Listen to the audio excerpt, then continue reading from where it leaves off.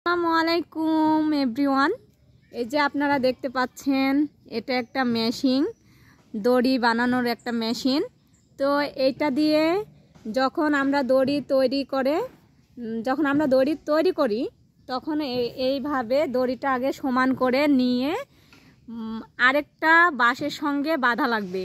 তখন লম্বা করে যখন টাইনে বাঁধা লাগে তখন এটা ওই মেশিনের সাথে সেট করা লাগে, তখন হাত দিয়ে এটা ঘোরানো লাগে।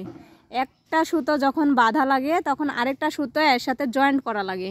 জয়েন্ট করার পরে তখন মেশিনের সঙ্গে সেট করা লাগে, করে এটা ঘোরানো লাগে। ঘোরানোর পরে তখন এটা দড়ির আকৃতি ধারণ করে। এই যে আপনারা দেখতে পাচ্ছেন, এরকম দড়ি হয়ে যাবে। সুতা দিয়ে এটা দড়ি বানায়, ঠিক আছে। এটা যখন তৈরি শেষ হয়ে যায় তখন এটা বাজারজাত করে এবং এটা বিক্রয় করে নিরীহ মানুষ, দরিদ্র মানুষ তখন স্বাবলম্বী হয়।